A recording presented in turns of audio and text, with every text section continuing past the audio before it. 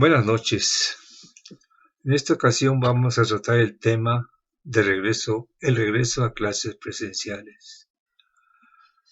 Los comentaristas y locutores de la radio y la televisión constantemente señalan las dificultades y riesgos para que los niños regresen a la escuela. Sin embargo, yo considero que estos riesgos y problemas que con insistencia presentan la mayoría de los medios de comunicación, más de las veces son magnificados con entrevistas a modo y con datos sueltos y aislados, pero que generalizados presentan un panorama catastrófico para el regreso a clases y con lo que se logra infundir miedo y confusión en los padres de familia. La misma UNICEF, el organismo de las Naciones Unidas al cuidado de los niños de todo el mundo, a través de su representación aquí en México, ya declaró que es indispensable que los niños regresen a clases, pues el daño intelectual y moral que ha causado el encierro es mucho más grave que los riesgos de volver a clases a pesar de la pandemia.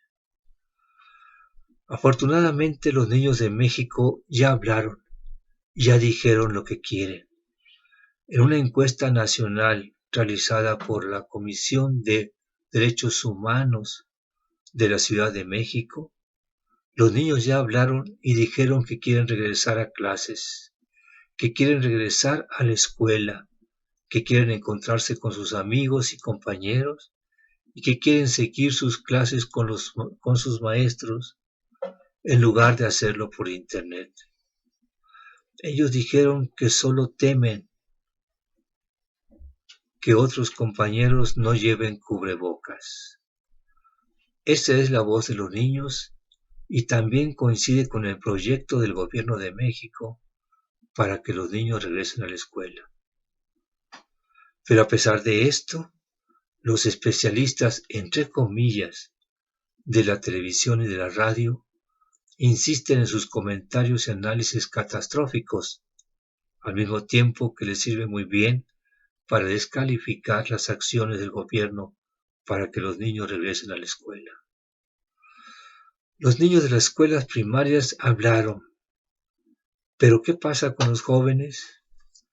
¿Qué quieren los jóvenes universitarios? ¿Qué dicen? ¿Qué piensan de la dramática situación de la educación causada por la pandemia y que afecta a todo el sector educativo del país? Pareciera que están mudos, que están silenciados y que no tienen voz. Creo que los jóvenes universitarios de México no deben permanecer al margen de los grandes problemas de la infraestructura escolar de todo el país. Ellos muy bien pueden expresarse con hechos, con obras que beneficien a la mayoría de los niños mexicanos que van a regresar a su escuela, a sus escuelas en donde existen carencias de infraestructura. Qué orgullo sería para estos estudiantes de ahora que en el futuro y ya como profesionistas pudieran decirles a sus hijos: yo participé y ayudé a los niños de México durante la pandemia. A mí me tocó construir la cancha de básquetbol de la escuela rural de Tamazulas, en Chiapas. Los jóvenes universitarios, además de participar en la reconstrucción de la infraestructura escolar, también deberían estar al tanto de los grandes problemas nacionales, pues ellos también padecen y son víctimas de la confusión causada por la confrontación de algunos sectores de la población mexicana debido al cambio de régimen impulsado por el presidente López Obrador.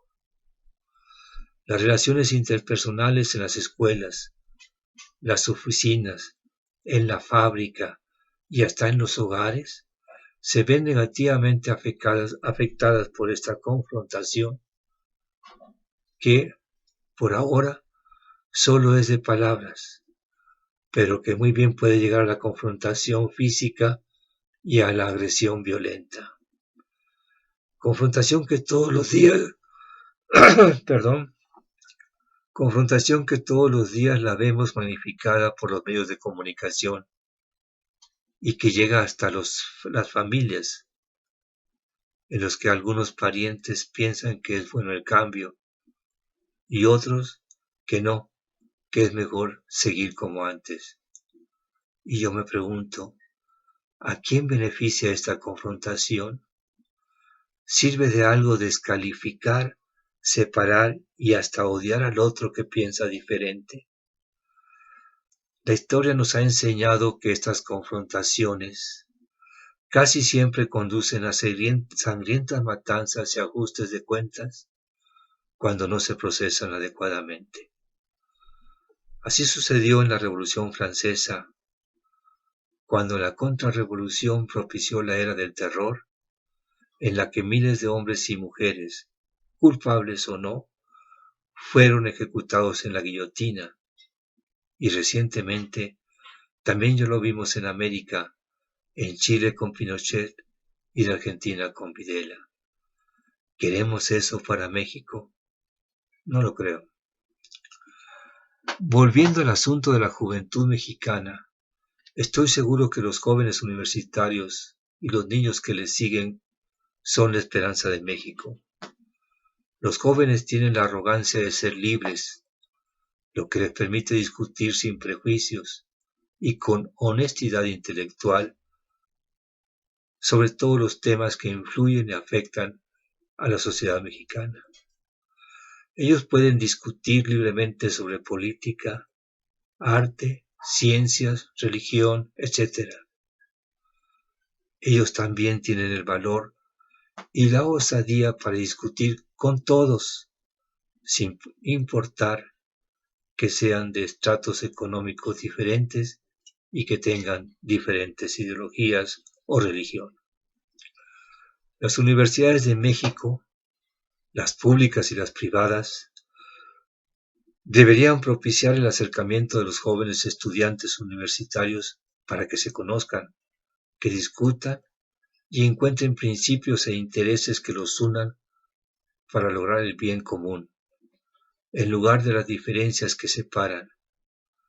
Este acercamiento entre los jóvenes universitarios de diferentes estratos económicos muy bien serviría para reconciliar desde la juventud la sociedad mexicana que está confrontada.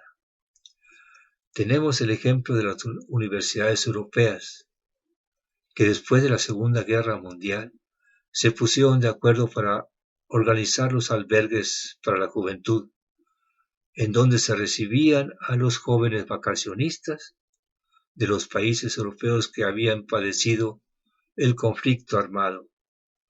La convivencia de los jóvenes de países tan diferentes como Francia, Austria, Polonia, Hungría, Checoslovaquia y hasta Rusia, en algo o tal vez en mucho, ayudó para la reconciliación de los países europeos que habían padecido los estragos de la guerra. Y el resultado está allí a la vista, con la poderosa y progresista Unión Europea. Y aunque nadie aprende en cabeza ajena, como bien lo dice el dicho, yo creo que nosotros aquí en México, y sobre todo los jóvenes universitarios de la nueva generación, deberíamos seguir el ejemplo de los europeos. Ellos tuvieron la inteligencia de buscar la reconciliación en lugar de magnificar irracionalmente los agravios y promover el odio, como ahora sucede en México. En la juventud está la esperanza de México. Los viejos, los de la generación de adultos de ahora, no creo que cambien y quieran reconciliarse unos con los otros. Los adultos no sirven para eso de aceptar las diferencias que, por naturaleza, tenemos los seres humanos. Los adultos, en lugar de atizar el fuego de la confrontación, mejor deberían aceptar la nueva realidad política del país y no propiciar la confrontación que divide. Y los adultos que ya recorrimos la mayor parte del camino de la vida, en lugar de fomentar la confrontación y el odio, Solo nos queda permanecer atentos para dar un consejo o hacer precisiones de la historia que conocemos porque la vivimos. Gracias.